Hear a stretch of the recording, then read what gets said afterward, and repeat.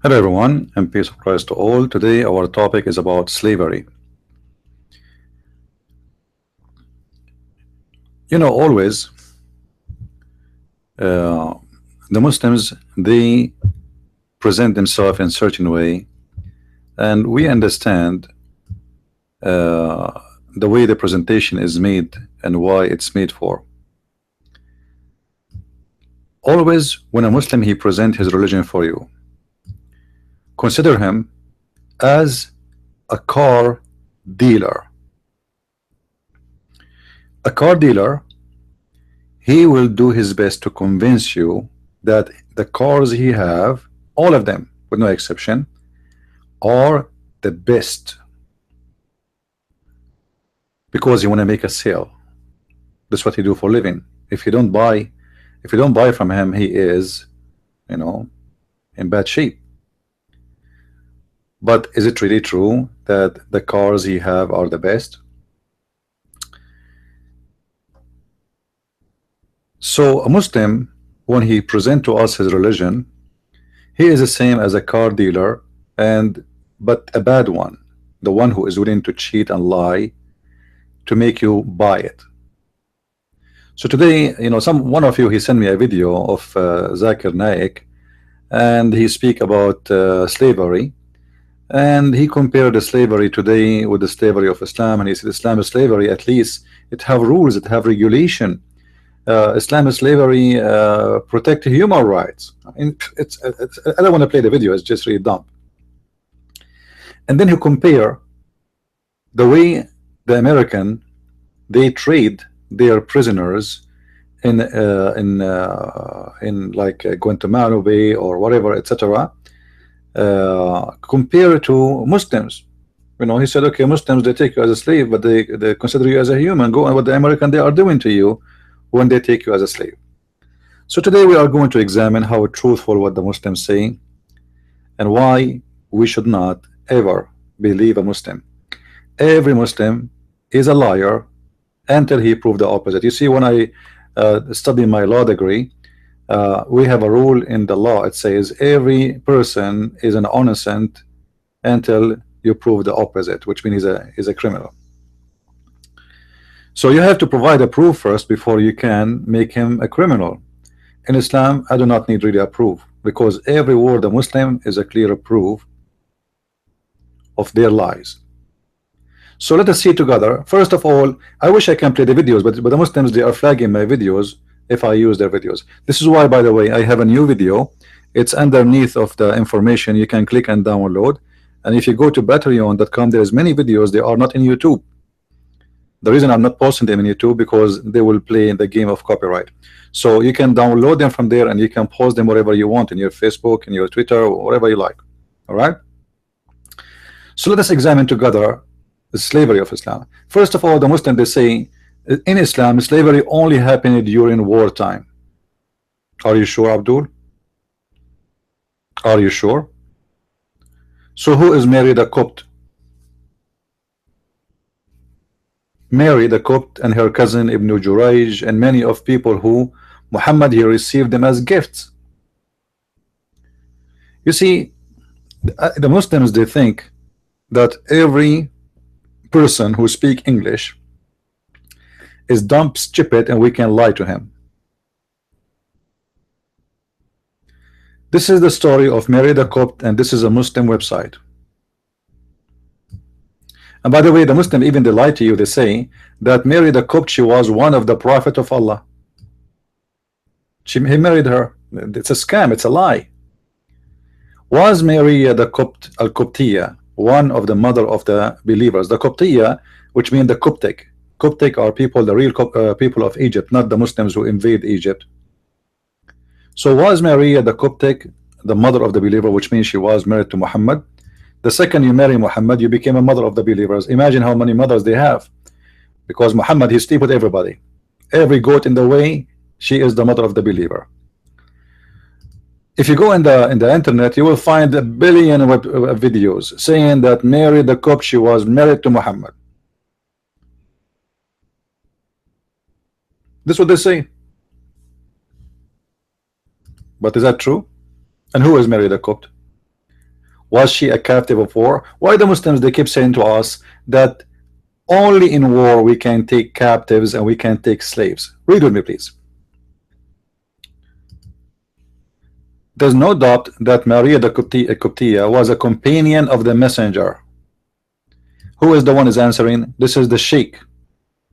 This is a pure Muslim website, very well known. All of you, you can go islam.info, islamka.info. All right, all of you, you can go there and you can here we go. This is the link in the top. I don't know if you can see it. You see the link? I'm trying to show you the link in the top.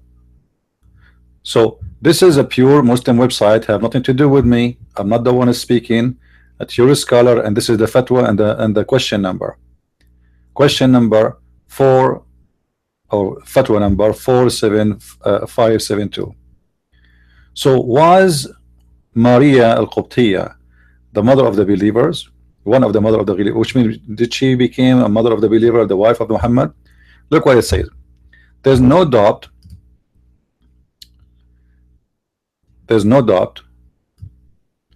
that Maria Al-Qibtiyya was the concubine of the messenger, and she bore him his son Ibrahim. By the way, this is a lie that Muhammad he cannot have kids, but we will go with it, no problem. So this is the question. This is not the answer yet. This is the question. Can the title the mother of the believers be given to Maria Al-Qibtiyya or not? The answer. Okay, what is the answer? Let us see. The Prophet, and by the way, you see in English it says peace, blessing, peace upon him.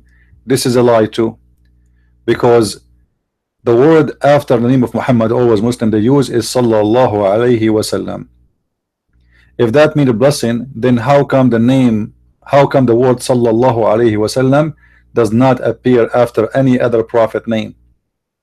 Simply because it's mean Allah pray on him and salute him, not peace and blessing on him. But because the Muslims are ashamed of translating the accurate meaning, so they give you this meaning. The Prophet did not marry the Qibtiyya. Okay, now so we got the answer. He did not marry her. All right. So what he was doing with her? He was one of the women he sleep with. Okay, why he is sleeping with her? According to what? What gave him the right to sleep with her? Rather, she was a concubine who was given to him by Al-Muqawqas. Okay, so Mary the Copt, she is a female woman from Egypt, Christian woman. She been given as a gift slave to Muhammad. And what Muhammad, the prophet of Allah, he do, the prophet of mercy, the prophet who hates slavery, he accepted the gift and he start, excuse my language, raping the little child, because she came to him as a child. By the way, she came to him very young. Now if Muhammad is a person against slavery, let us say for the sake of argument, somebody sent me a gift, I came to my door, he knocked at my door and I opened my etc., and then I found FedEx or UPS delivering me a girl, and supposedly I'm a prophet who is against slavery. Why Muhammad did not accept the slave and free her right away? He's a person against slavery. Instead, Muhammad, he took the slave to the bedroom and he was raping her all his life.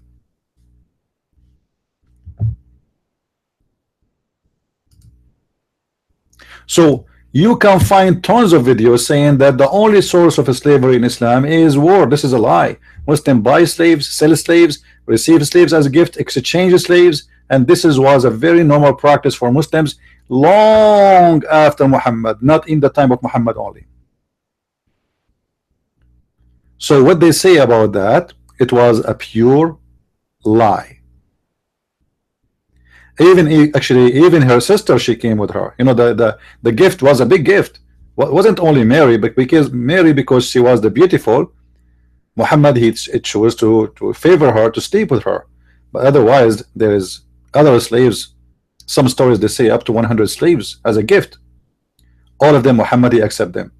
And yet they say to you Muhammad was a poor man, but Muhammad he have enough money to feed the slaves. Because you know, when you have slaves, it's not just having them. I mean, you have to have a house for them, you have to have a shelter, you have to provide them, because yes, they work for you, but still you have to spend money on them.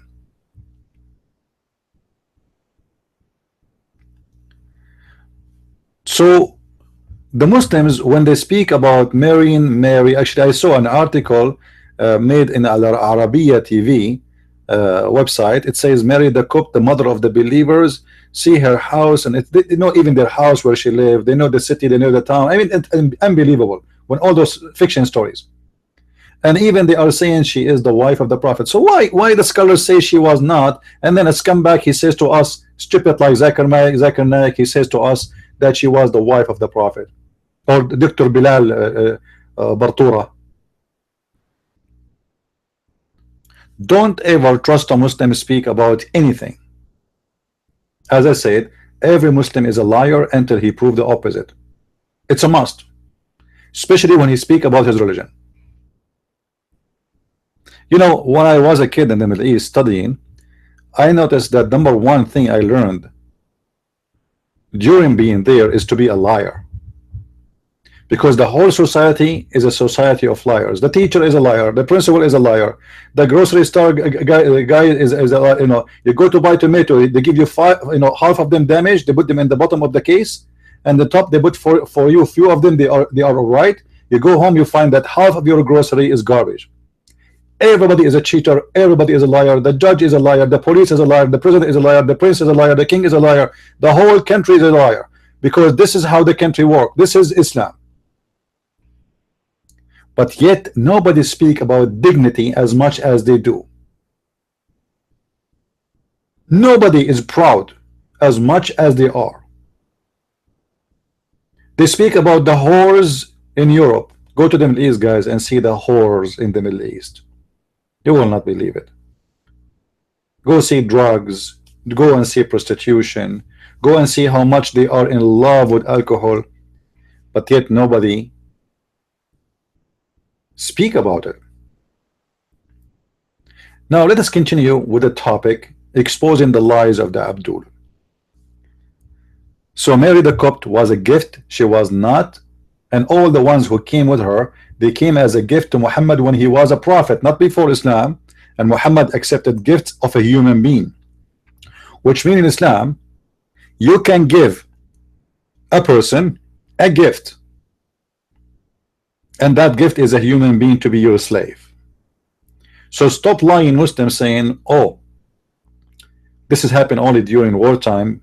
What you can do, you know, we have to take them as slaves. That's a lie. Now Islam gave regulation for slavery. Islam put rules for slavery. Like what? Like what? Like what?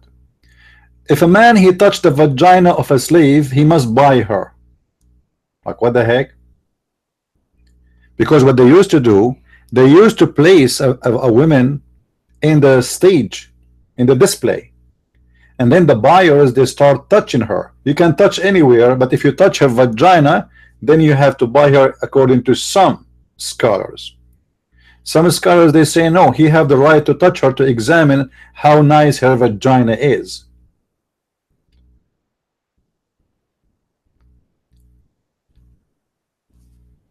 There's a country, it's called Mauritania. Oops, sorry for that. There's a country, it's called Mauritania. We don't want to use the Abdul videos. In this country, slavery is a very legal practice until now, same as in Saudi Arabia, same as in Emirat, same as in Bahrain, same as in Kuwait, same as in Sudan, same as every single country. And actually the one is now in competition of slavery is Libya, because most of the immigrants who try to go and come to Europe because of the stupid European, they said to them welcome. So those poor black African people, they risk their life coming from everywhere, from Ethiopia, from Eritrea, etc., and they go through Libya because this is the only exit they have to Europe, and then they get arrested, and then they get captured and they get to be enslaved. And you can go right now and watch tons of stories in YouTube about slavery in Libya right now as we speak. Every day, right now we are speaking, there's people who they are slaves. Go and see how many Boko Haram today, they are kidnapping every day of women and making them sex slaves. Not to mention ISIS, Al-Qaeda, but you know, this is not the only ones. What about the kings of Saudi Arabia and his family and the royal family and whoever afforded? All of them, they practice slavery, and slavery never been abolished. There is a revolution in history. It's called the revolution of the Zinj. I'm sure many of you never heard of it. The revolution of the Zinj. Zinj, by the way, is a word present the black Negro, the Negro. So simply the word mean the revolution of the Negro. Now, what revolution we are talking about? When you hear this, you think you are talking about Africa. You think you are talking about somewhere in Africa, but this is not. This was in Iraq. This was in Iraq, in the city of Al-Basra. Let me zoom in so you can read. In the city of Al-Basra. Okay, what was the situation of the city of Al-Basra? There was hundreds of thousands of black slaves. Hundreds of thousands of black slaves owned by Muslims, owned and captured by Muslims, and not from war. You see, there's no war. You know, who is the black nation they went in war with Muhammad? Nobody. It was the Arab who invade Africa, capturing the black people and selling them in the market as slaves. The women are sex slave. The pretty one, she is sex slave. The ugly one, she is a cook. The men are for the hard labor, farming, etc. You can go to Wikipedia and you can read about this this revolution. And this revolution happened. The whole city of Al-Basra, which is very well-known city in Iraq right now, the whole city was a city of slaves. This is a city of Al-Basra, if you see it. Let me focus more.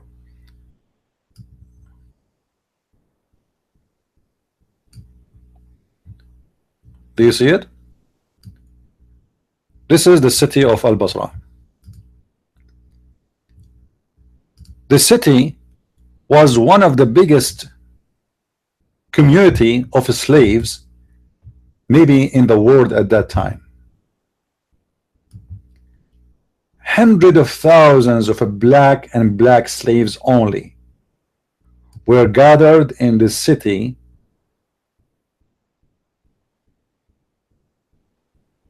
and what they do, everyone who owns slaves, they will not let them live with them.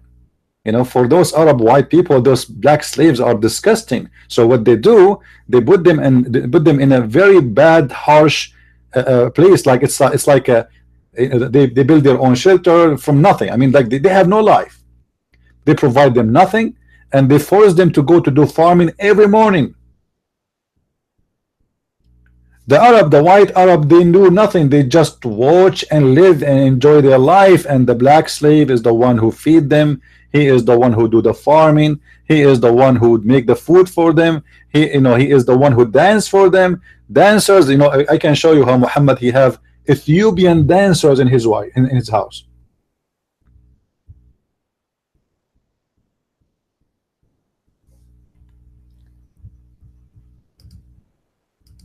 Hundreds of thousands of slaves in a small town.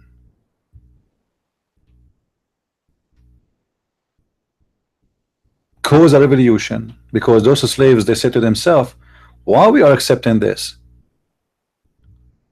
Why we are accepting this? Let's have a revolution. And they wage war, and they are right.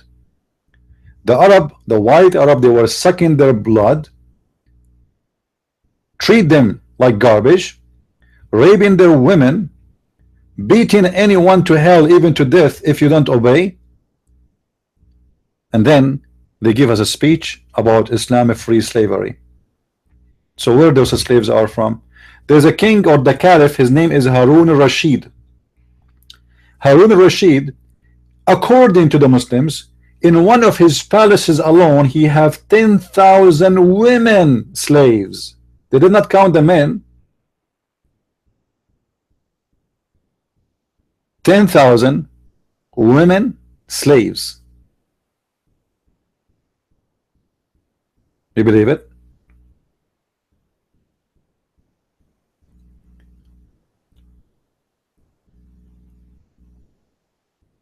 However, by the way, those slaves, they were not only in Al-Basra. If you look with me here, with this area and territory, you will see later the black slaves, they were able to control all those cities, which I don't know if you can see them. Let me make a mark on them.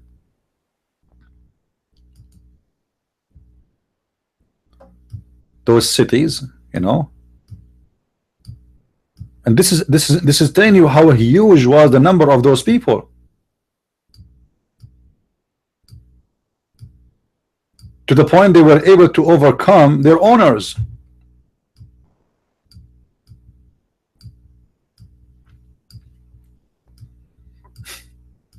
You believe it? Which means the slaves in Iraq population was a lot more than the white Arab population. And yet the Muslims, they give us a speech about slavery. This is why always, my friend, I say don't ever trust a Muslim saying to you anything. Every Muslim is a liar until he proves the opposite. It's in their blood. It's in their system.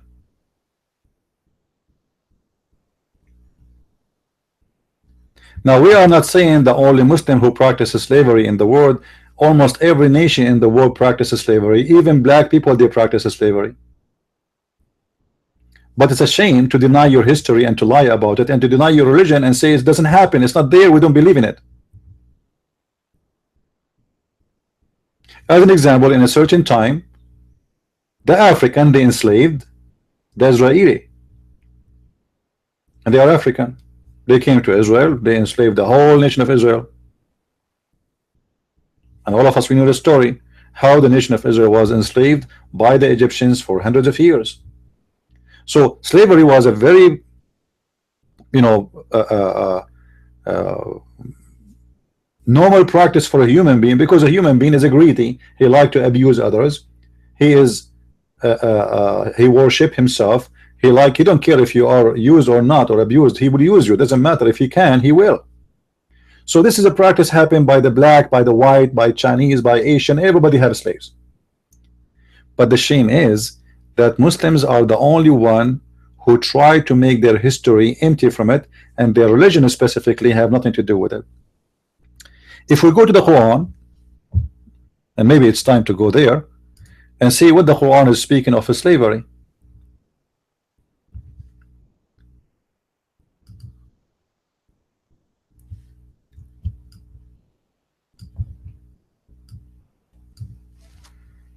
Let us see.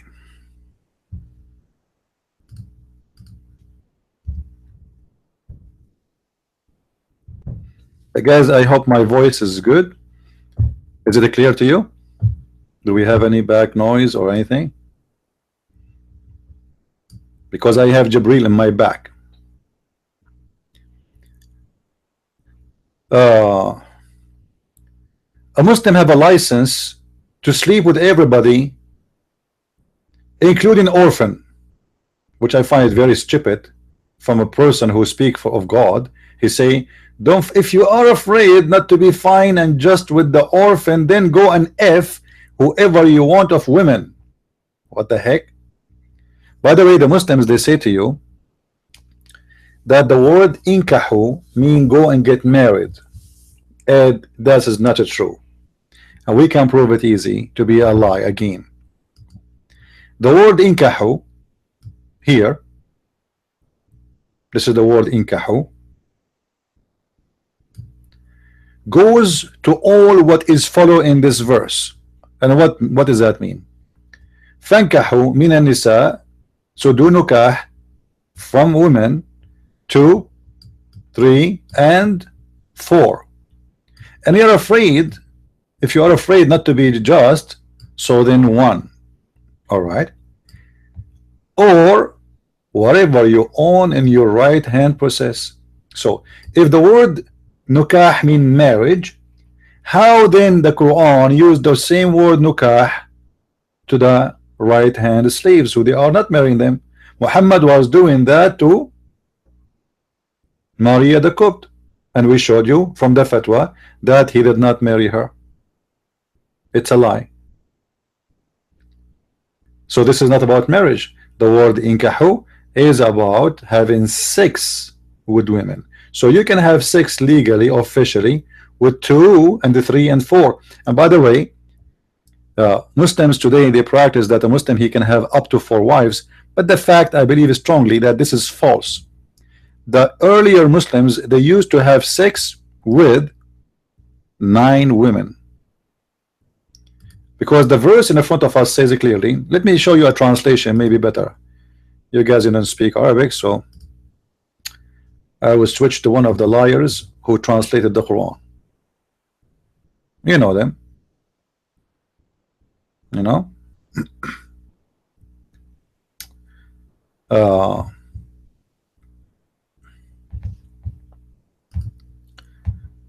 You can choose any translation you want, you know, Muhsin Khan, Biktal,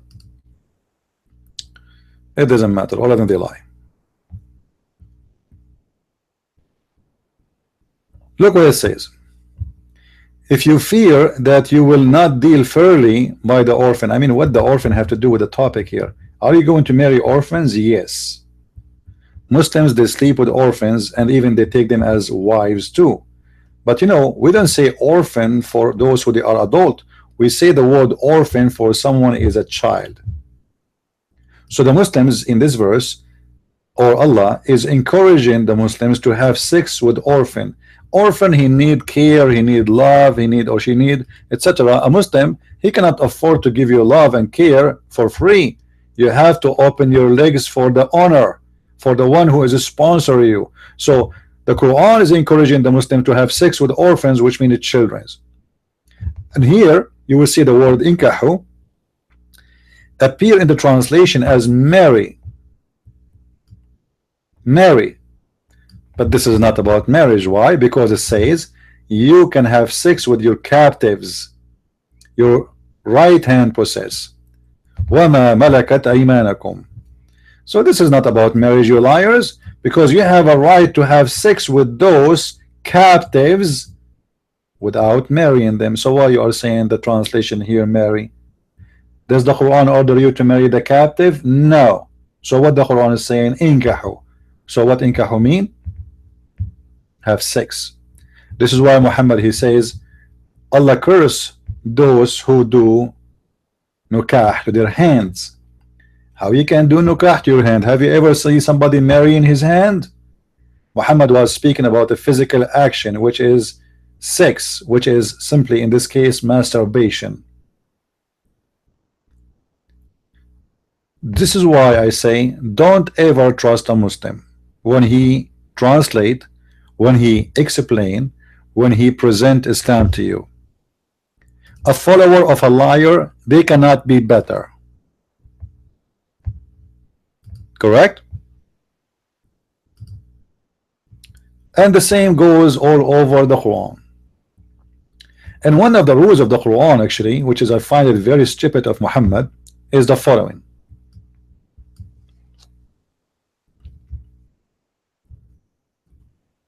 Muhammad, he decided that in certain time he want to practice eye for an eye. He want to be like Moses. So he decided to copy the law of Moses. But you know, when somebody is dumb and stupid and he copies something, he screw it up. So look what Muhammad did. This is the chapter 2 verse 178. You can read any translation of your choice. Feel free. Be my guest.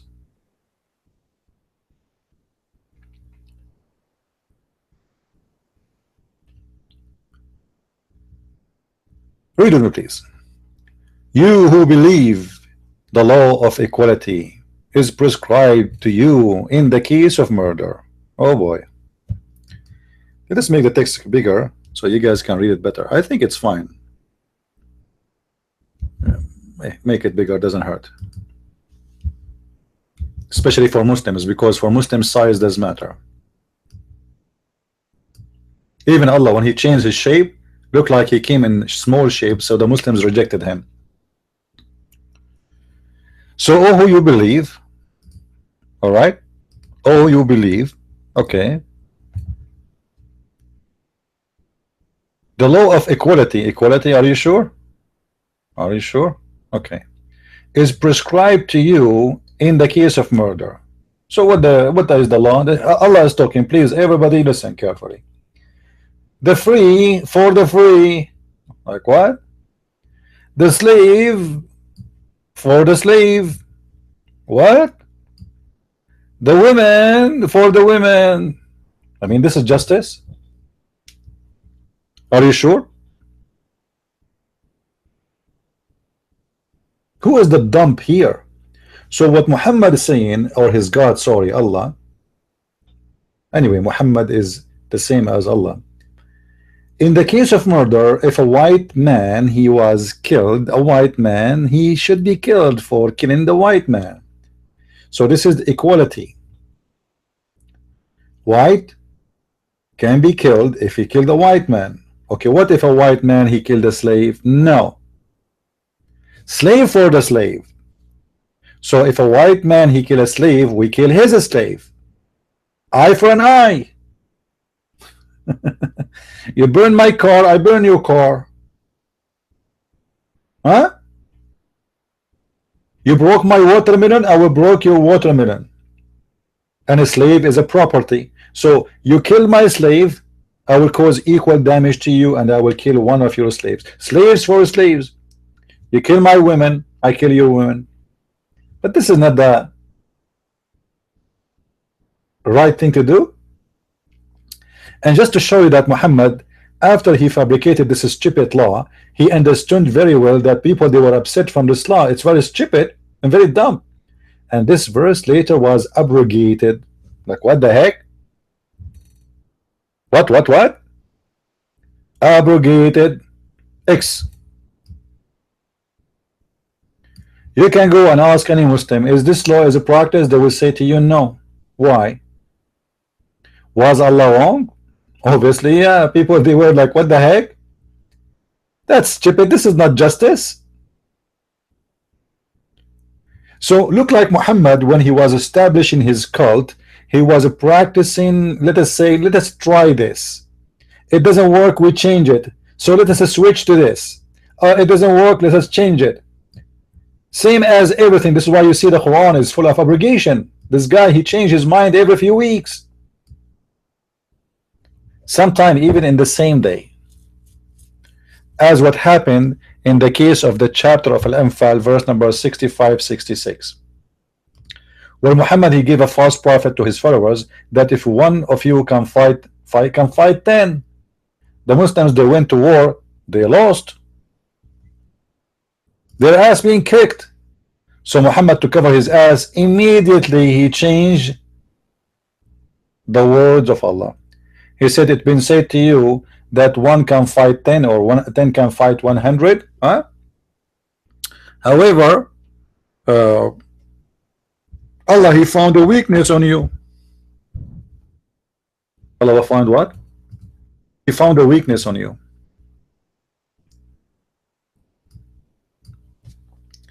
What is the weakness Muhammad he found? Simply, he found that his God, which is a fake God, he himself, he is making those verses, he made a stupid promise, and this promise cannot happen. So in chapter of Al-Anfal, verse number 865, as we said, look what happened. Muhammad, Allah says to Muhammad supposedly, "O Prophet, rose the believers to fight." He's encouraged them to fight. Don't worry, you will win. If there is 20 amongst you, patient and persevering, they will vanquish 200. Like what the heck? 20 they can vanquish 200? Are you sure? Abdul, are you sure? 20 they can vanquish 200? The Muslim, they went to war because Allah told them 20 can vanquish 200. They went there and their ass was kicked badly. So look what Allah right away in the same day he made a verse to fix it, let's fix it. Okay, look like we exaggerated too much. So for the present, Allah has lightened your task, for he knows that there is weak spot in you. Are you serious? So Allah, he lightened your task, for he knows that there is a weak spot in you. Abdul, for God, for the sake of Allah, you're Allah, huh? Who is the one who have a weak spot? Allah or those people? I want to show you that the one who have a big weak spot is Allah. You're a stupid God, because the one who made the promise is Allah, Abdul, not them. Those are just followers. They are just obedience. He is the one who told them 20 amongst you can fight and preserve and vanquish 200, and nothing changed. They are the same people. But Allah, because he have a weak spot. And what is the weak spot? Allah is a blind, stupid. He does not exist. He was exaggerating. So Muhammad, he gave them a stupid promise and he got busted. So now he time to fix it. Oops, I made it bigger, man. I mean, 20 will fight 200, which means every guy he have to kill 10.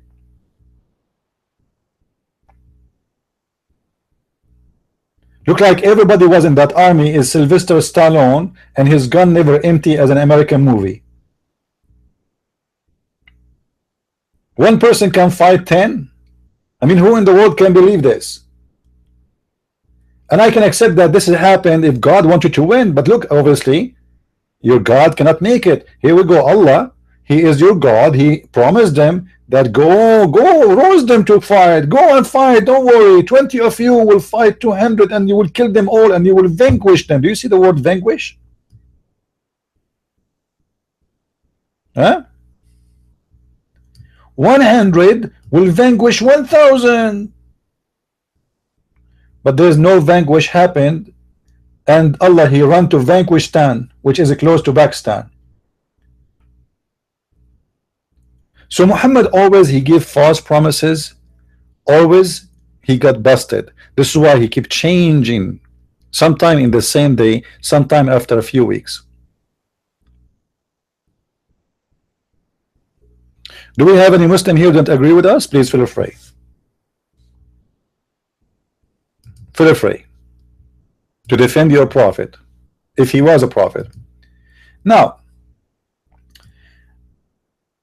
the Zakir Naik, he spoke about what happened in Iraq and how, or in Afghanistan, and how the American, they treated their prisoners badly.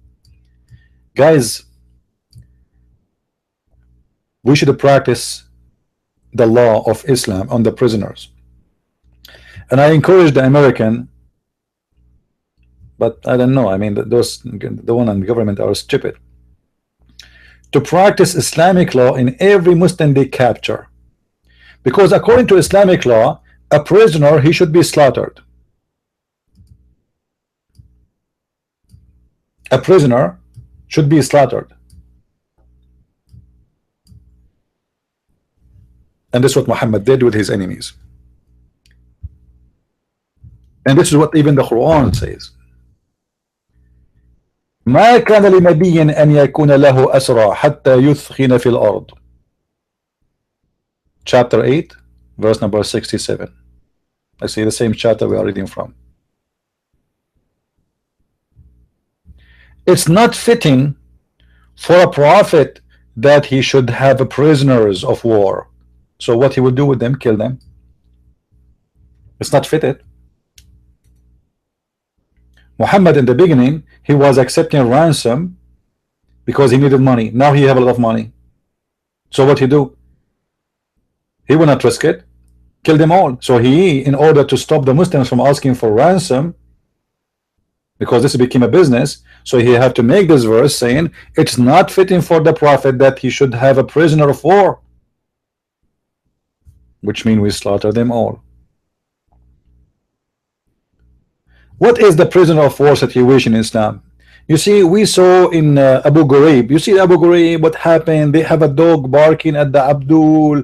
They put water in his head. I mean, disgusting, disgusting. Let us see what the Muslims do if they capture you as a prisoner of war. Actually, you can go and watch any video of ISIS and you will know exactly what happened. Go and see how many people they are captured, crucified, and I will show you a story of Muhammad himself doing it. You see, they say to us, ISIS is not Islam. This is a story written by Muslims, which means this is one point of a view story. We do not know really what happened there. We do not know really what happened.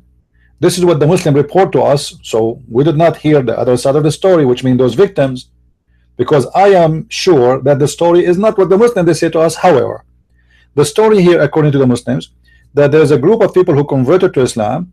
They stole camels and they killed the shepherd and run away. All right. Obviously, based on this story, those guys are criminals. What is the punishment of criminals in Islam? Execution.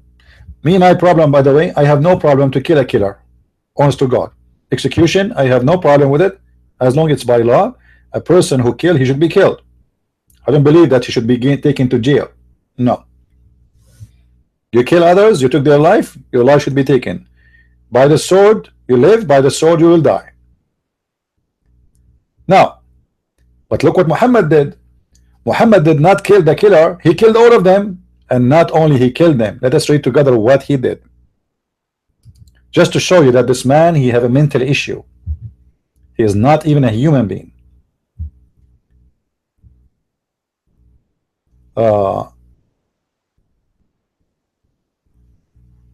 When Muhammad he heard about those who they killed the shepherd and run away supposedly, he make a verse, and the verse saying, in the case of murder, cut their hands and cut their feet. Like, what the heck? A person who commit a murder, why you want to cut his hands and his feet?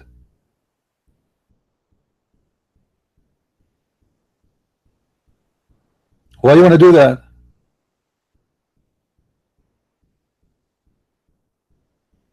If we go and read the story with more details, we will find the following.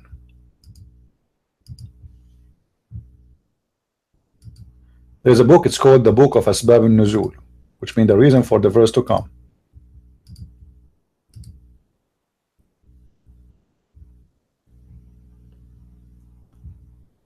Based on the story, those people, those folks, those people, they stole the camels and they killed the shepherd and they ran away, and then Allah messenger, he chased them and he got them to be punished.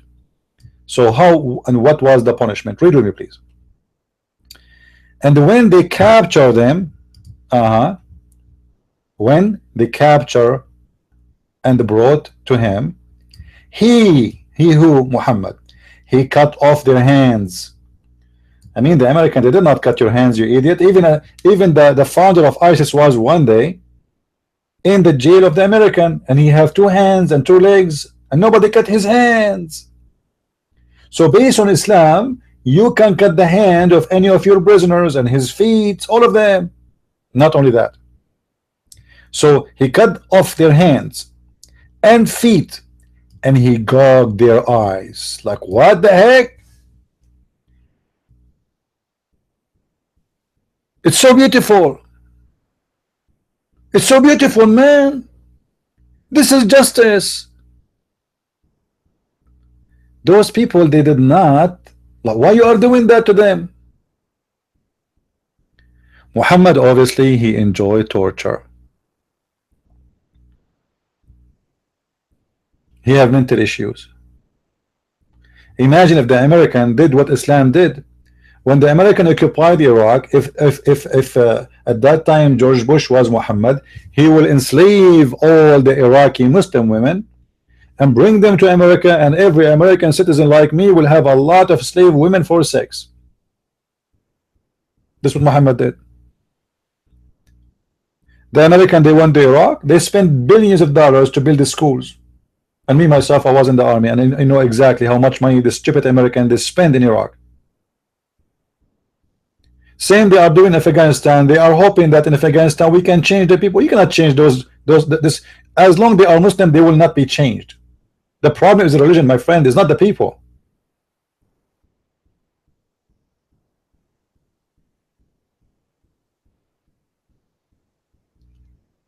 Yeah, they left Islam. They left Islam. You know, those a story. They left Islam, but they say that they stole like the camels. By the way, those are their camels.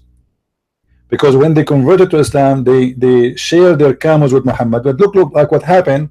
If this story is true, those guys, they converted to Islam and they lived for a while with Muhammad, and they found that he's a scumbag. But now they want to leave. So what they do? They want to take their camels, and there's a shepherd. Look like the shepherd, he resists, so they kill them. If the story is true. So a prisoner of war in Islam is not really exist. You can go right now and click crucifixion of ISIS. There's tons of videos on YouTube. Cutting hands of ISIS. This is the practice of Muhammad. They cut their hands from the different direction, which means the right hand, and then they cut the left leg, foot, and then they cut the right foot, etc. So the opposite directions, and then they let you die and bleed slowly, and they gouge your eyes. And yet they speak about slavery and black and the rules of Islam, the prophet of mercy, and they say to us, by the way, terrorism have nothing to do with Islam. But I don't blame the Muslims, by the way, because you will find Western scumbag who defend Islam more than Muslims. This is the truth.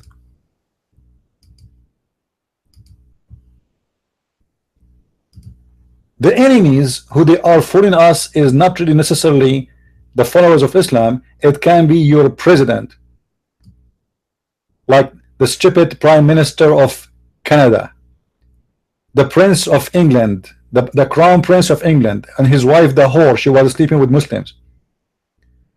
All those people, they are corrupt and false people. Look at this story here.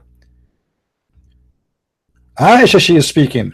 No women of Banu Qurayza was killed except one. That's wonderful. There's only one woman, man. How this woman she was killed? She was with me, talking and laughing on her back and belly extremely, which means she is obviously, this woman, she is losing her mind. Why she was losing her mind? Because simply Muhammad was killing her family and her tribe one by one. Look what it says. So this woman, she was with me, talking and laughing on her back and belly extremely, while the messenger of Allah Saw was killing her people. Like, what the heck? Those are prisoners of war. Those stupid Jews, they give up their weapon and they trusted Muhammad. 900 men, stupid 900 men, they accepted to drop their weapon. Muhammad, he surrounded their town, and Muhammad, he said to drop your weapon, you will be fine. They did, and what he did after that, he dig in the ground a canal, and then he bring the men one by one, and he was chopping the heads of each one of them, him and his the same as they do in Iraq. If you see how ISIS, they were slaughtering everybody. 900 Jews slaughtered in 2 hours.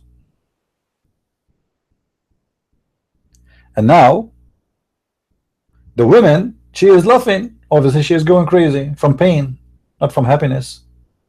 Is killing her family, her husband, her brother, etc. So what happened? The Prophet was killing her people by the sword, and she was going crazy, laughing and screaming. Suddenly, a man called her name. A man, who is this man? He's a Muslim man. Called her name. Where is so-so? She said, I asked, what is the matter with you? She said, I did a new act. She said, the man took her and beheaded her. Name for me the last time the American army took an Iraqi or Afghani woman and they beheaded her because she was laughing. Because the army was killing her family.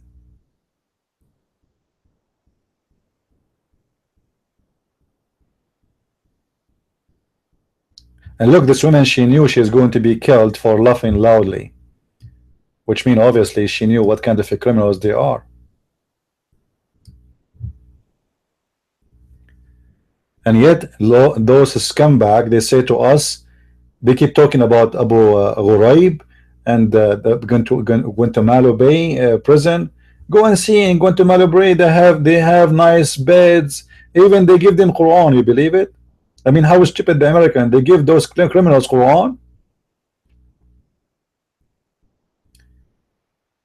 They made a big case against the government because one of the prisoners, sorry, one of the guards, he threw the Quran in the toilet seat. You see how bad the crime? I mean, they did not beat him. He did not touch the prisoner. He just threw the Quran in the toilet seat. A big story went big deal. Muhammad was slaughtering everybody. What will happen to an American soldier if the Muslims they capture him? The stupid Obama, he released all those who they were in the Guantanamo Bay and let them go. And guess what? All of them, they went back to fight with Taliban, Al-Qaeda, and ISIS. This is how stupid the American are.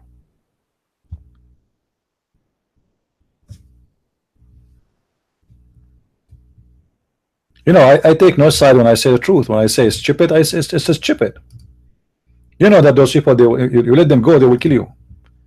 Why those, you know, why in the world if somebody in Texas kills somebody, the punishment is execution, but if you are a terrorist, we put him in jail for 10 years and they let him go?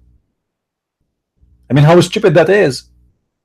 The American, they used more intelligence in the time of the cowboy. A criminal, they hanged him right away. That is logic.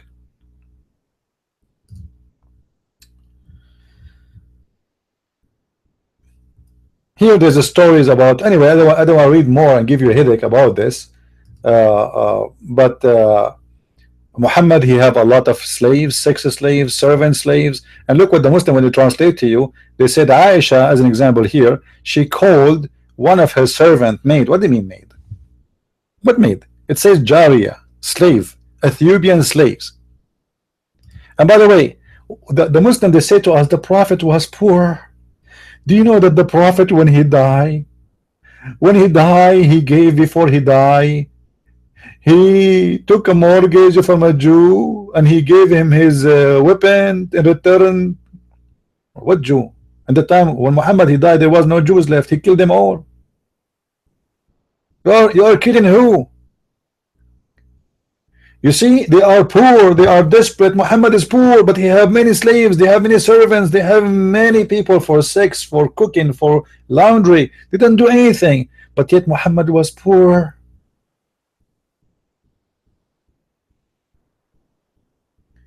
And by the way, in this hadith here, what the Muslim don't show you, do you see the word here? It says an-nabidh. You see the word an-nabidh? Nabidh is wine. So Muhammad in his house, they used to make wine for him. She asked her slave servant, the Ethiopian, who prepared the nabidh, who prepared the wine for the messenger? The servant, slave, she said, I.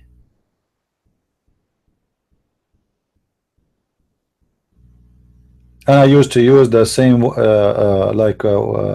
water container to do that with it. You see it? Do we have any Muslim here? Any Muslim? Guys, today we are going to have our chat room open every Sunday as usual, right? Uh, but uh, I'm waiting ready for a phone call. There's a church, they asked me if I can do a short seminar afternoon. So I'm not sure really if I will be able uh, to do so. They will give me actually a call in Viber, not in a phone. I don't even have a phone line. So they will let me know if they can do that today. So if they invited me, I will not be able to do the Pal Talk room today. If not, I will open it. All right. And don't forget to download the new video which I made underneath. You see in the info. You will find actually. By the way, there's many videos. They are new. They are not in Pal Talk. None of you saw it yet. They are exist there. You can download them. The best of the jihad is speaking the truth. My friend, there's tons of stories. The best of the jihad is being nice to your wife. The best of jihad is not to play with your penis. The best of jihad, I mean, this is a joke. Jihad is a jihad is to kill for the sake of Allah. Anything else is a joke. Because jihad is a word mean give a hard effort. That's all. But when we speak about jihad in Islam, we mean specifically going to war against the enemy. Now this word can be used for many other reasons, no problem. So what? That will not cancel that the word jihad usually is about going in war to kill the enemies. This is why I say Muslims are stupid and naive, and when they speak to us they think we are stupid. I feel sorry for Muhammad. Actually, he have the worst lawyers to defend him.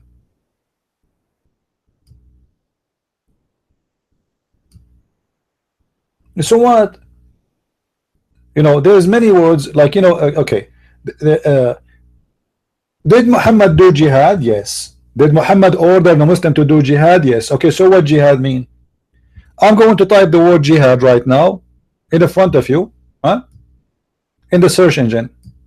I'm not going even to pick up any word by my own or any hadith by my own. I will just type the word jihad. Whatever come with it, we will read it. Here we go. Jihad. As simple as that. Look at this. The best of jihad is doing Hajj. Here we go.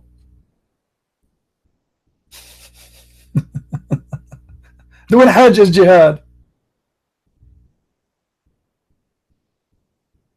So, but jihad, the true one, is fighting for the sake of Allah. The message of Allah said, which deed is the best? Read with me. Which deed is the best? Who's talking? Who's talking here? Muhammad. Is Muhammad stupid? Do Muhammad is stupid, I agree. But do Muhammad do not know what he's talking about at least? The message of Allah was asked, which is the deed? Which is deed is the best? The best. The best, the best. He BBUH, it looks like a chemical drugs or something. So he BBUH replied, faith in Allah and jihad, fighting and struggle in the cause of Allah. Do you see it?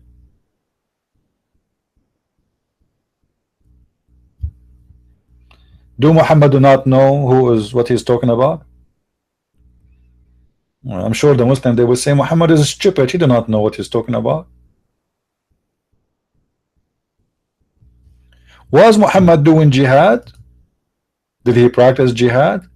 What is the message of Muhammad? All the message of Muhammad is about jihad.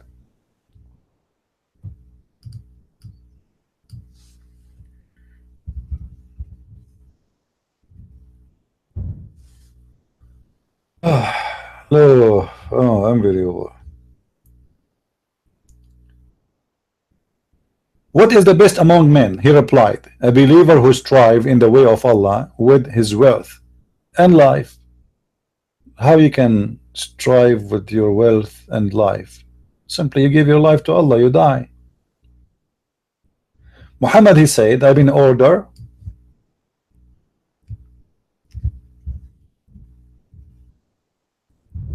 he was ordered to do what?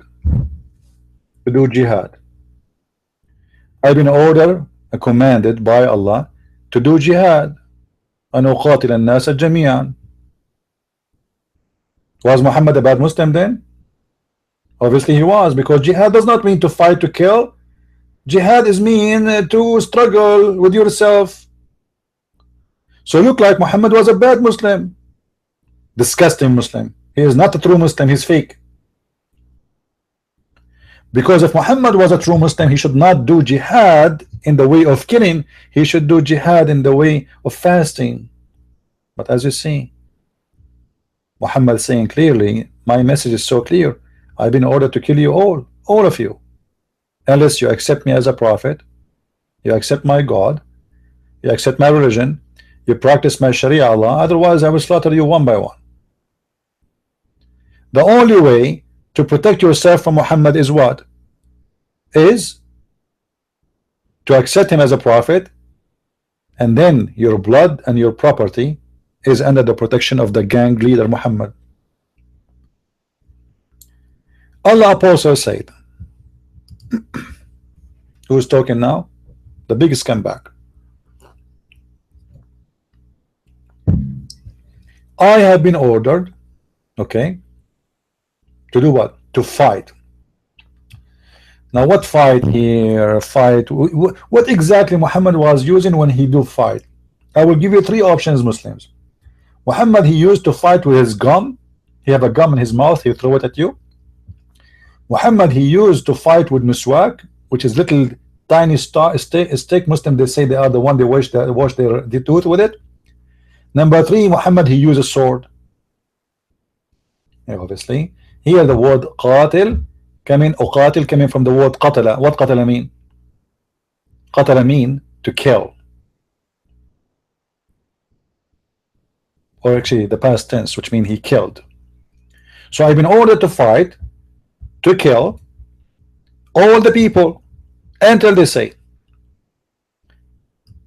none has the right to worship but Allah, and etc., and they pray our prayer and they face our qibla. You have to do all those things, and then and only after you do all of those things, then their blood and their property will be sacred to us, and we will not interfere with them except legally. So who is the one who interfere with who? Muhammad.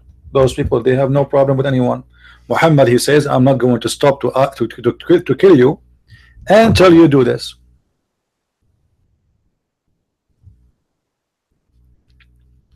So again, my friends, don't ever accept a Muslim telling you a story, even if it's about Mickey Mouse. By the way, let me tell you a story about Mickey Mouse.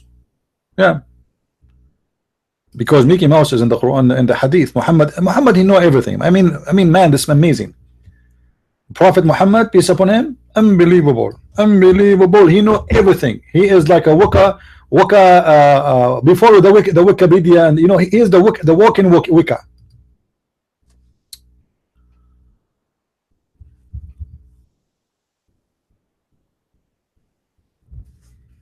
Look what Muhammad, he said about the Mickey Mouse. Let me show you.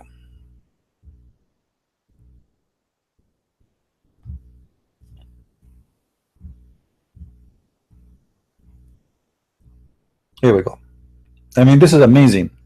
Here you see that Muhammad is a person who knows everything. The Prophet said, a group of the Israeli were lost. Okay, nobody knows what they did. Look at the mystery here. I mean, look at the action. This is alone can be a movie. Somebody can contact the writer of Harry Potter. A group of the Israelis, they were lost. A group. Nobody knows what they did, but I do see them. Look, Muhammad is squeezing his ass, I mean his head. Except that they were cursed. Ew, man, that's deep. How he knew that? I mean, how this guy, he knew that there's a group of the Israeli are lost. He do not know where they are. He don't know where they're lost. He know nothing about them, but yet he know. I mean, look at the story, how connected it is. Except that they were cursed. But how you know they are cursed? Let us see the intelligence of Muhammad. Look, look, look, the story is coming. Hold on. Hold your horses. Except that they were cursed and changed into rats. Oh, man. Do you know the story about the princess who kissed the frog and the frog became a prince?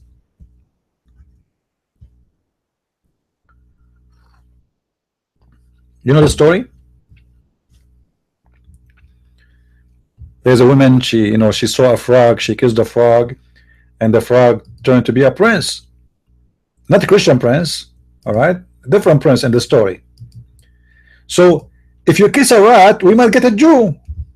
What about we do that?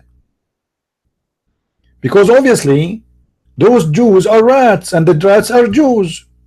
So Allah, he cursed them and he made them into rats. Actually, this link, sorry, it's this is not for the hadith. Hold on, I will pause it for you. This is for the search. Anyway, you can scroll down and you can find the hadith of the rats. And now look how Muhammad, he found out this mystery and this discovery. How Muhammad, he got to this conclusion? I mean, this man is a genius. Look, he just noticed something, and from that thing, Muhammad, he come to the logic of the intelligent, super intelligent genius. So he said, but I do not see them except that they were cursed and changed into rats. For if, look at this, take a note. Now the reason is coming. For if you put the camel of a she milk in front of a rat, it will not drink it. But if the milk of a sheep is put in front of it, it will drink it. Oh boy, those are rats who they are observing the law of Moses. They didn't drink camel milk. So Muhammad, he come to the conclusion that those must be Jews, because the Jews don't drink camel milk and rats don't drink camel milk. So both, they must be Jews. I mean, this is super intelligence. Who can beat this intelligent? That's amazing. That's so beautiful. Hold on, Abdul. If we put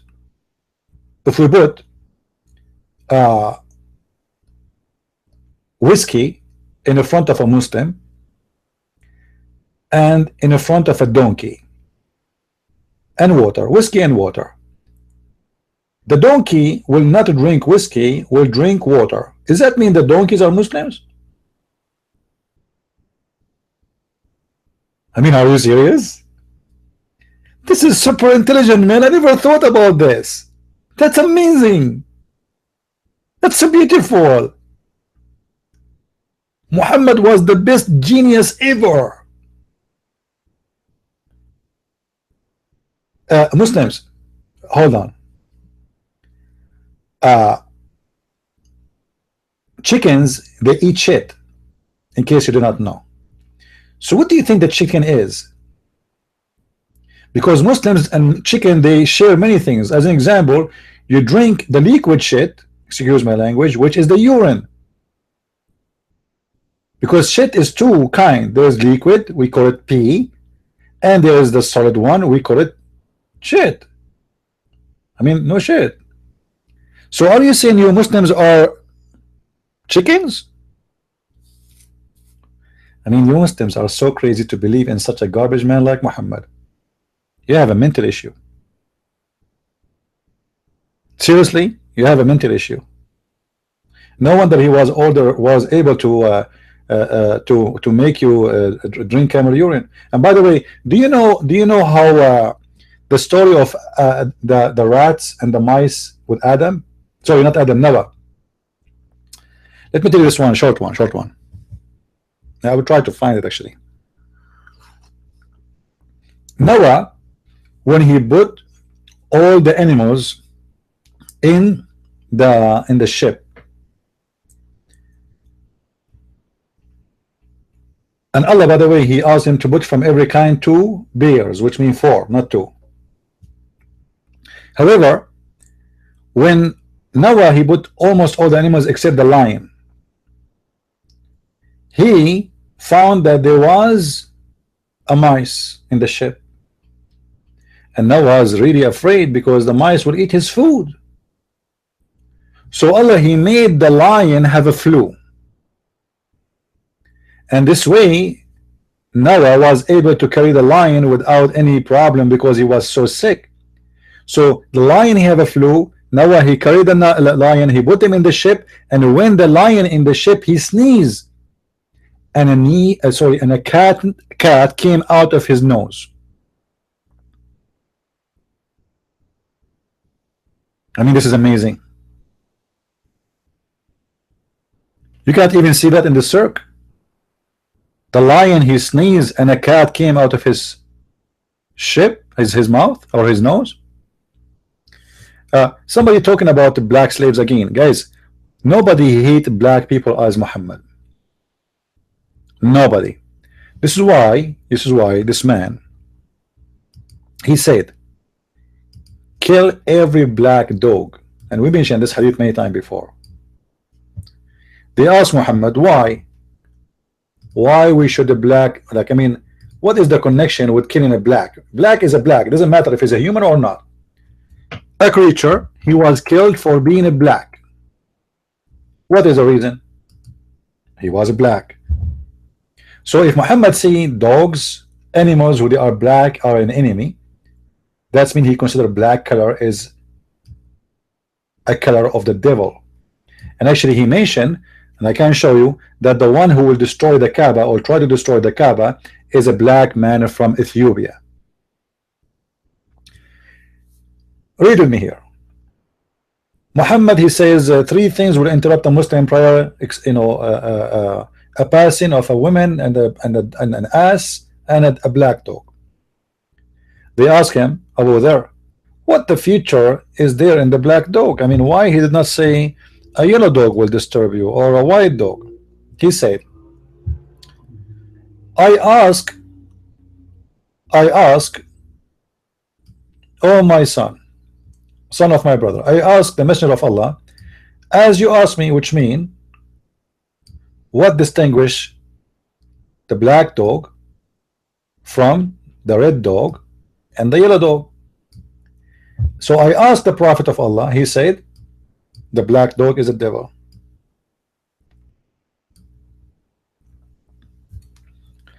I mean, how clear that is, proving that Muhammad, he believed that being a black is a sign and the clear evidence that you are a devilish person. To the point, he considered a yellow dog is a good dog, or at least he is not devilish or not a devil.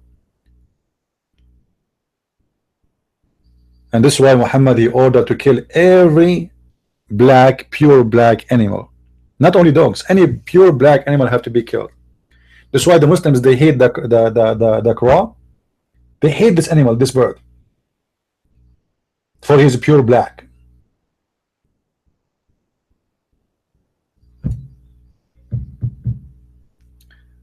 You are a white man with a black dog.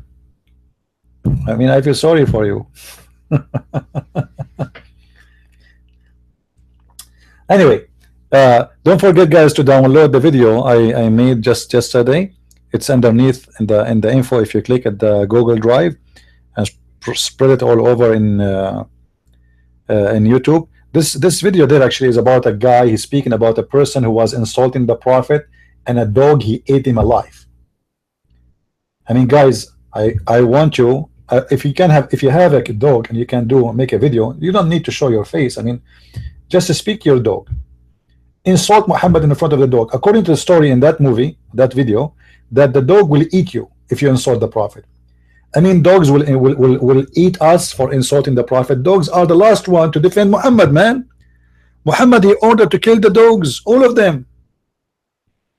And then he changed his mind because people, they start complaining, saying, well, come on, we need dogs for our stock, for our sheep, for our, you know, we cannot kill all the dogs. So he changed his mind and he made it for certain kind of dogs, specifically if it's a black or it is not a working dog.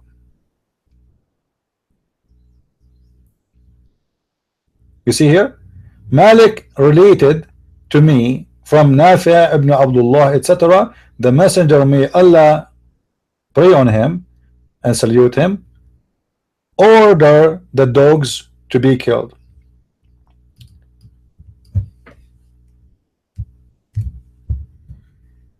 Let's see this hadith.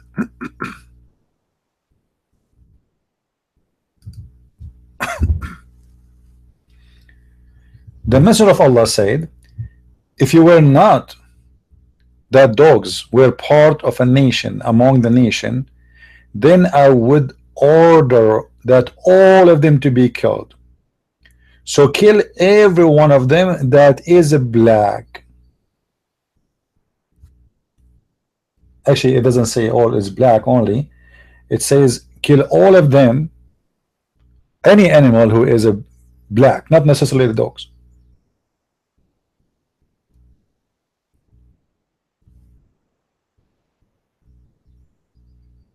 And look here in the hadith, in Arabic, the hadith is different. It says, وَالْكَلْبُ الْأَسْوَدُ الْبَهِيمُ الَّذِي لَا يَكُونُ فِيهِ شَيْءٍ مِنَ الْبَيَاضِ. Who is the Bahim? The one they call him Bahim. Is any, specifically here about the dog, the one which is have none, any white spot on him. So if you are unlucky dog, and you have no white spot on you, you are dead.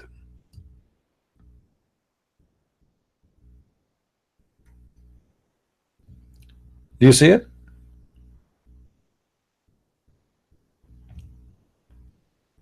I asked the Messenger of Allah about all the black dogs. He said, it is devil.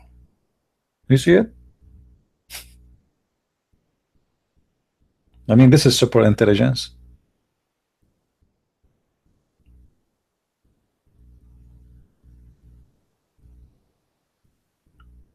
Look at those funny stories all over, you know.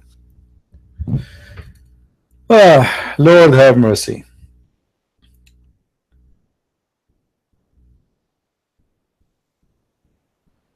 All those stories about killing dogs.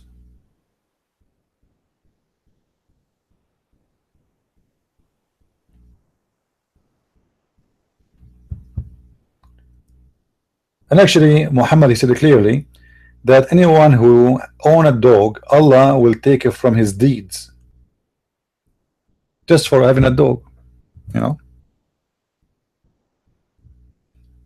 This is why Muhammad, he said the black stone used to be white like milk, but the sin of mankind made the black stone black, which means sin make you black.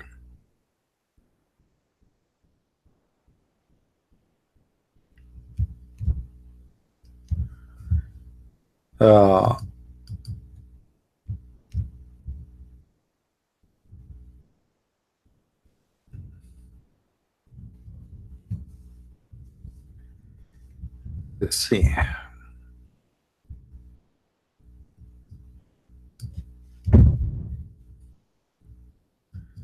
This search engine sometimes is not good. So do we have any Muslim here? Any Abdul? Anyone who don't agree with us?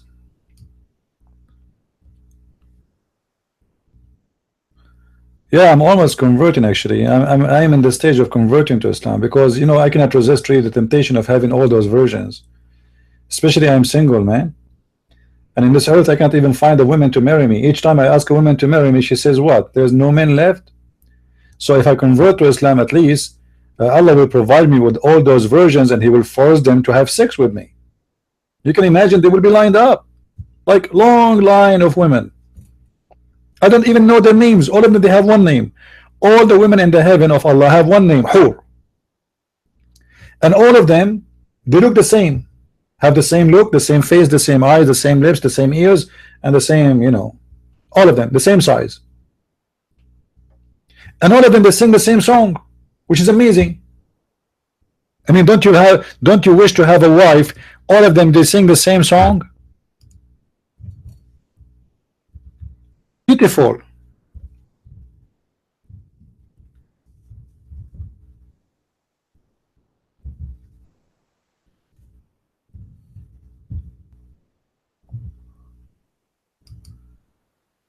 In the top of that, those hur which Allah will provide you, Allah will soften their skin and will take him 1,000 years to soften the skin of every one of them. So imagine how soft it is, man. By the way, the funny Muslim, they say to us that if Allah wants something to happen, he say B is going to be, but yet it's going to take him 1,000 years to make one woman her skin soft, but yet he can say B. If Allah wants something, he say B is going to be. Let me see, I'm trying to find you the song, the hur they sing for you in the heaven. I cannot find it. I'm not sure. Yeah, this search engine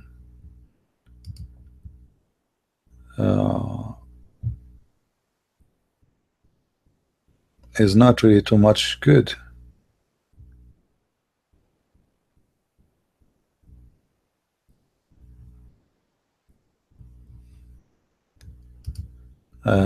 Still I will find it. I should be able to find it somewhere, but I cannot wait. I cannot wait to get those virgins, and each time you sleep with them, she is a virgin again. I mean, this is the highest quality of cheating, because if a woman, she slept with her and she is virgin again, this is nothing but a cheating. You already has to have sex with her just a minute ago.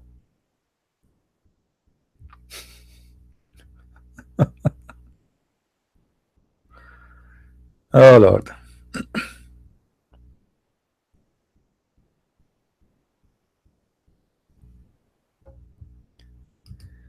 Do we have any Abdul?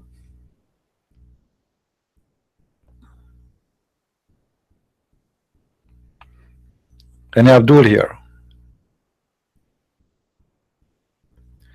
And by the way, in the heaven of Allah, there's a long river.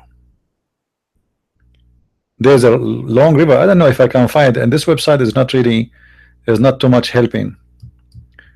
In this long river, there is hur in the two sides of the river, and they are naked, waiting for the Muslim to jump in the top of them. And you know what supposedly he would do. Yeah, I cannot find those hadith here.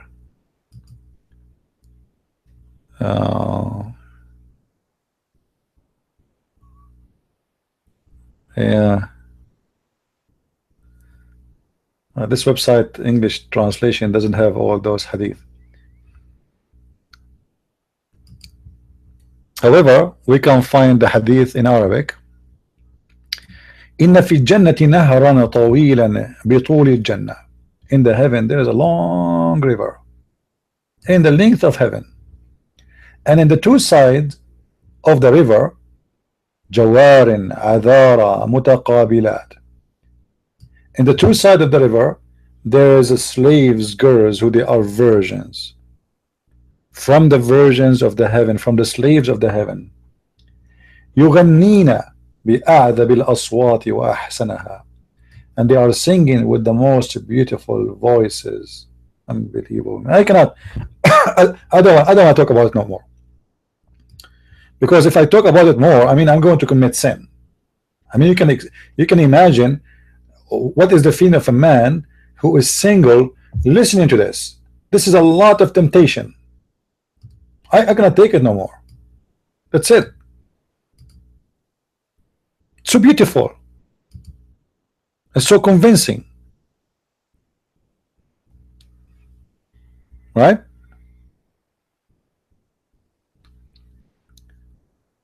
Anyway, well,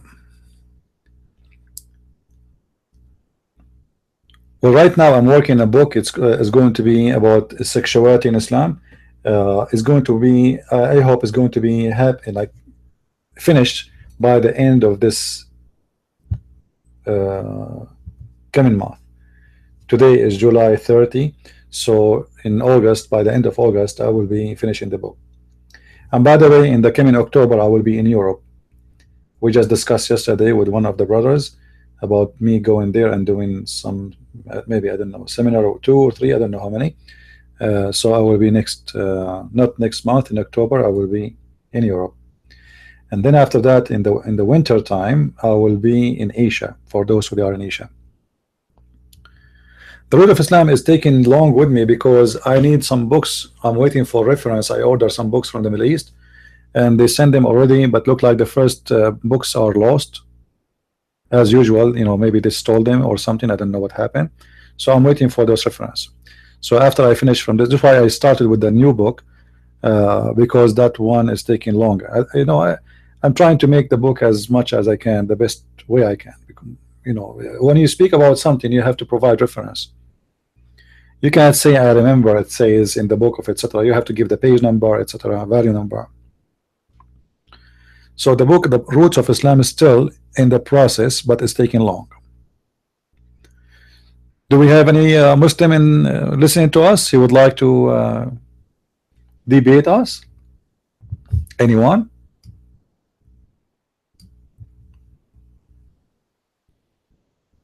You know, all of us, we know Islam is against slavery. Nobody fought slavery as Muslims. All the slaves brought to America was captured by Muslims. Do you know that? And specifically in North Africa, Morocco, Libya, Algeria. Those are #1 nations who did the business for slavery, and the white man was buying slaves from them. So the real one who was used to capture, really, it was the Muslims. But yet today they speak about slavery and they say to you, do you know what the white man did? Do you know what the white man did? No, we know what the white man did, and we condemn what the white man did. But who is the one who is capturing the slave? The white man was buying the slave. The Muslim are the one who is capturing them, which means you are the real criminal.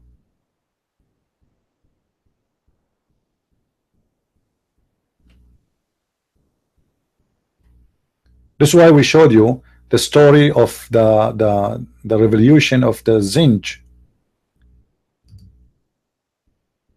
Revolution of the Zinj, which is revolution happened by the Negro in Al-Basra in Iraq, and it was a huge.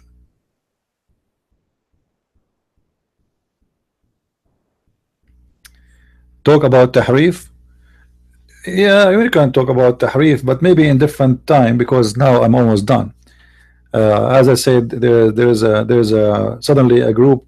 You know, actually, what happened? This church, they called me a while ago, and they said they want me to do a seminar for them. And then they call me again, but I don't have a phone number no more. So they call like a number I don't have no more, and they left a message for me. And today I receive, you know, email from them saying that they are waiting for me to come to do a seminar. It's a small church, it's not a big church, you know. So I told them, really, I don't know. That's they said we are almost canceled, but maybe if you can do it today, we can still do, but we will not have the same number as we promised before, because we told the people that you did not answer us. So today I might do have a similar afternoon, so I might not be able to open my Pal Talk room. I'm just waiting for them to confirm to me actually if still we can do it today or not, because I don't have a number, I don't have a phone, I don't use it. All the people I know, they are overseas, and even the ones who knows I know in the state, you know, we use like internet applications. You know what I mean? I don't like to waste my money for nothing. phone line will cost you $40, right? And you know, I'm not running a business or etc. where I need a phone call where customers call me or etc. I know as a friends, people I like for my mission, churches, etc. And people they can contact me using Skype, using Viber. There's many applications in the internet, right? And I believe sooner or later nobody will use phone line no more. All of you have internet, don't you? There's tons of applications you can do voice over and you can speak for overseas for free, right? However, you know, if you need it, you buy it. For me, I don't really need it much. That's why. So they call me in my old phone number and they thought they left me a message, but I don't have that phone number no more. So look like they left a message for someone else. I hope it's not Abdul. Imagine if your name is Muhammad and you used to have the number of Christian Prince, and then they call you and they say, Christian Prince, can you please today come, no, or next week come to do expose Islam for us? Man, that would be lovely. Because they said they left a message for me, which means the phone is active, that phone number. Anyway, I want to say, guys, thank you for being here. May the Lord bless you all. And if you like to invite me to your church, feel free. I will be happy to go and do my duty to teach and to educate the Christians and all kinds of people, actually, not only Christians. Even if you're an atheist, I have no problem. You know, I believe that knowledge have to be served for every human being, and then people they make decisions. So we do not want only Christians to learn. We want everybody to learn, even those who hate Christianity. No problem. I believe strongly you hate Christianity because of your ignorance, not because of your knowledge. If you know how wonderful, how beautiful is Christ and his teaching, nobody should hate Christianity. Christ is the only one. 2,000 years ago he says love your enemy, and nobody can practice that until now, for it is too noble, hard to practice. He was above the thinking of mankind. If every human being in this earth practice love your enemy, imagine what will happen to this earth. This earth will become a heaven. We do not need to go to heaven no more, just by practicing one statement of Christ: love your enemy. Go and see how much countries they spend for the defense. How much America they spend. What Americans spend alone for defense is enough to build many countries in Africa. What the Chinese they spend for defense is the same. The Russian, etc. Crazy money. Poor people who they cannot even support their food, they spend too much money for weapon. Why? Because everybody is worried. Everybody is scared. For nobody practice one sentence of the teaching of Christ: love your enemy, bless those who curse you. So the teaching of Christ is amazing, can bring heaven to earth, can bring security to every house, will not let, even if we practice what Jesus said, if somebody asks you for your coat, give him your dress. No homeless will stay homeless, no poor will stay poor. The one like the owner of Amazon who owned $96 billion, he will not exist, for he willingly will give. That is the teaching of the Christ, the one I choose to be my Lord, not because he have a sword, not because he will send me to hell if I don't believe in him. I did not believe in him because of the hell and because of heaven. I believe in him because he is the best of the best, and he is the good, and no good but God. We are not the same as the Muslims who need to be seduced by a river of wine, a river of milk. We are not trashy, we are not stupid.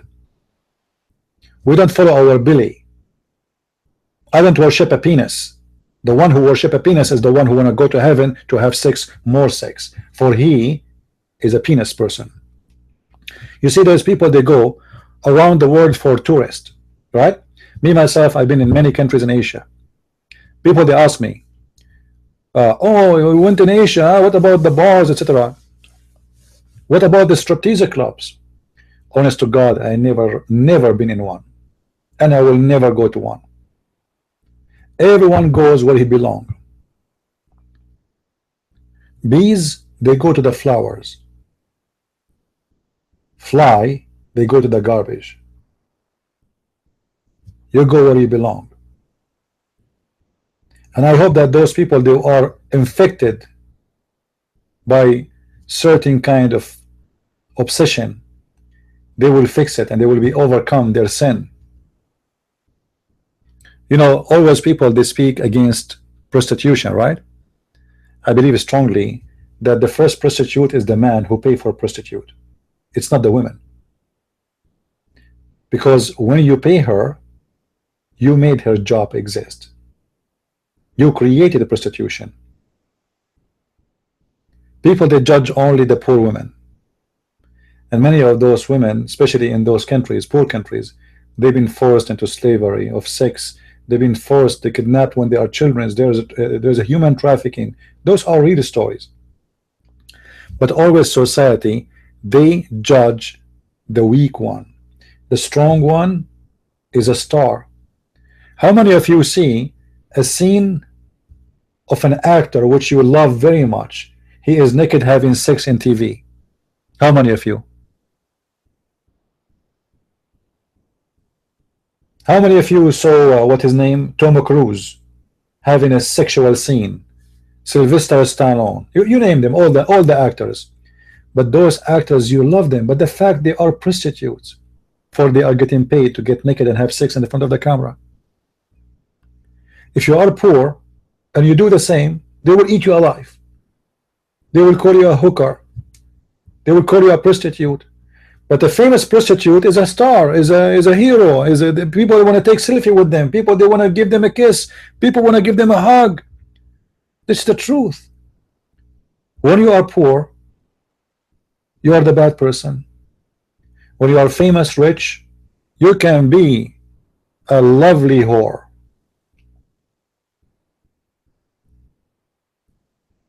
All of them, they are whores. All of them. Then people still, they want to take their pictures and they post their pictures on Facebook, and they have a fan, and you know, like, but go and see who they are. In the Middle East, by the way, we say two things nobody hear about. Two things nobody hear about: the death of a poor, and a rich, he is a pimp, or a pimp, he is rich. Which means nobody talk about two things. Nobody mention them.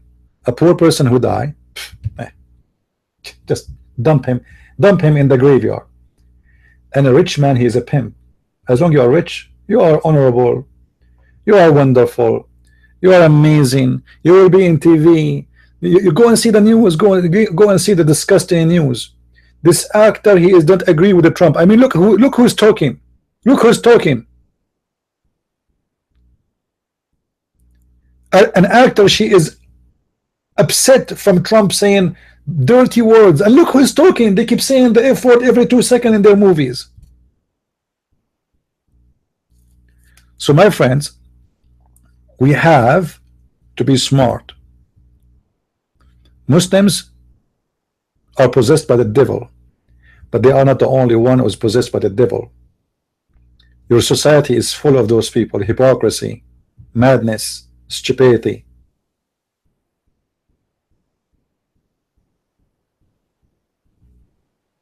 All of them, they are living like whore, the men and the women, and then they want to give you speeches about how to live good. And many, sadly, they took of those actors the best example, when their life is the most horrible life. Go and see how they commit suicide, how they end dead in the elevator because they took too much drugs. Don't make those people your best example, for they are unhappy, they are miserable. Being rich and being a star and those things will not make you happy, my friend. That's a very false idea. That's why most of them, they die a horrible way.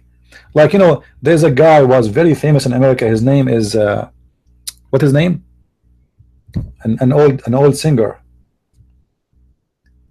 Uh, he died in young age. Man, I don't remember the name. He died in drugs. He died in drugs. He's a good looking. He became so famous, superstar. Everybody almost worshiping America, and then he died like a rat. You know how the rats they die? From poison.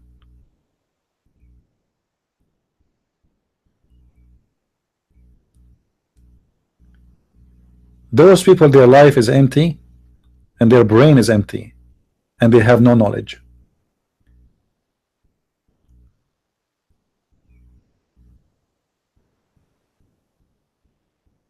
I cannot count for you how many actors they die in drugs just in the last year. Just go and see every year. Elvis, yeah, Elvis. I'm talking about Elvis. Anyway, so the devil always he find his way to you. You become rich. Suddenly, when you are rich, you feel like you are God. For money, open doors for you. Everybody call you sir. Everybody obey you. You are even above the law if you are so rich. If you are rich, you do not need to go to the airport. The airport come to you. You don't go through security. Do you think like Bill Gates and those guys they go through security? They don't. They don't. They own their own airport. When you became so rich, you feel that you are God. And then you die like a rat. The same as happened to Job, Steve Jobs. He ordered a yacht, cost him $100 million. He never even touched it. And now his wife having a new boyfriend, having sex with him in the yacht.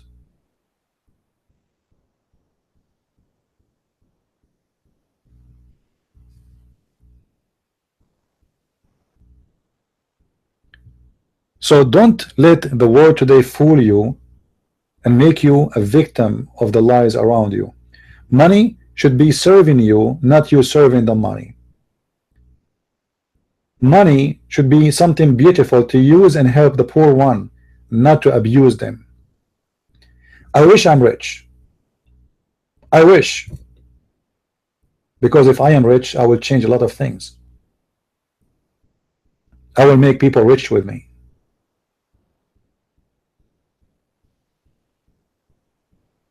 When I went to Asia, once I saw a child sleeping inside a tire. You know a tire? For the big trucks. Imagine this is his house. And then I walked a few steps more and I found another tire.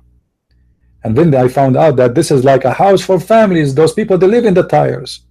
Imagine they sleep inside the tires. How many of you complain about your life, how poor you are, how bad your life is, how much you're suffering? You know nothing about suffering yet. You don't know what suffering is, my friend. Go and see. This is why travel can change you and can make you a better person. For you see, most of Americans, they think that everybody in the world eat hamburger. And everybody in the world, he have at least 2 cars and 1 cat and 2 dogs.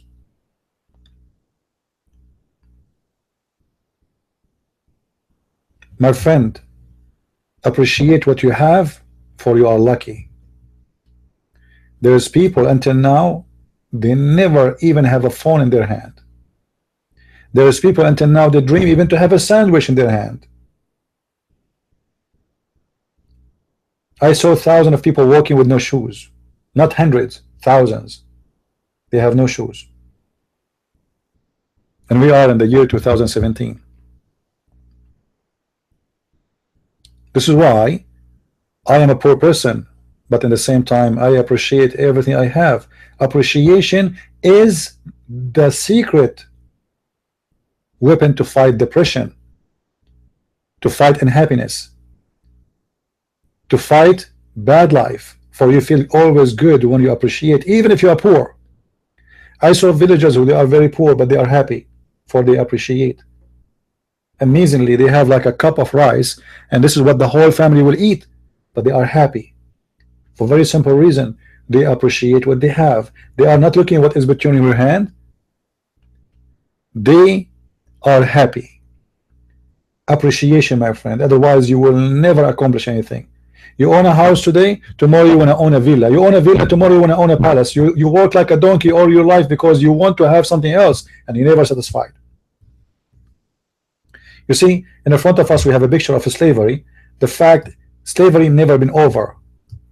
For many people are slaves, slaves of sex, slaves of money, slaves of greed, slaves of themselves. Free yourself. Free yourself. And I find that the best way to free ourselves is to listen and to understand the teaching of Christ.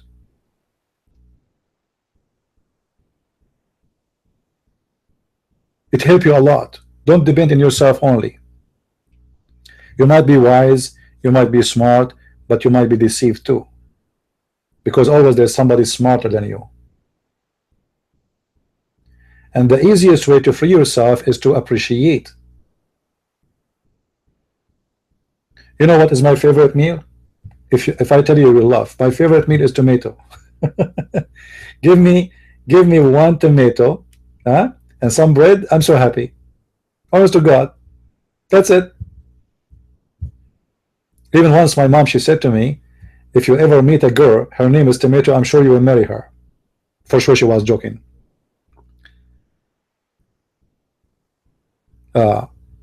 Appreciate little things. You feel happier when you get the bigger things because you are appreciating what you have already. And that goes for everything in life. Your family, your relationship, even the bad things. You see, some people they feel miserable because they have bad things happen to them in their life. Look at someone else and you will see the bad for you is luck for someone else. They're all lucky. You know what I mean? What you think is a bad luck for you, it was luck for someone else. People, they wish to have what you have, but you are not happy with it because you don't appreciate. And that is the reason of depression and sadness.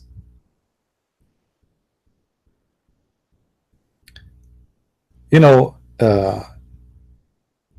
life is the same. A human being is the same as a flower. Flower die if there is no water, and the water of the body of the human being is his satisfaction, how much he is satisfied about what he do. And here I'm talking about accomplishment, which means whatever God he provide to me, I am satisfied with it. For sure I want to do better, I want to fight for better, but still I am satisfied. Especially when I do my own duty. Do your duty, live good, be happy, and don't look for what people says about you. If people get upset because you pray before you eat in the restaurant, who care? Be happy. You are not doing any harm to anyone. Don't worry about others, what they will say. Always thank the Lord before you eat, even if it's a piece of a bread. Say, thank you, Lord, for providing me this. Because my friend, trust me, if you are a person who own $1 billion or a person who own a sandwich, both of you are going to eat a sandwich at the end of the day. He cannot eat more, you cannot eat more, and he will not take it with him to the grave.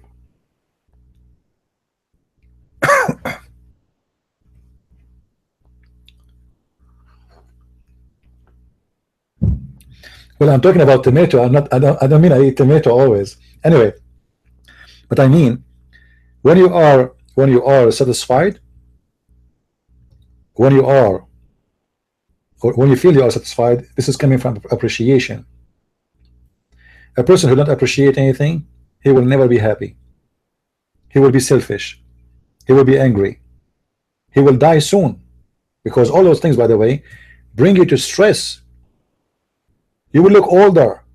You find yourself, you are dying literally because you are depressed.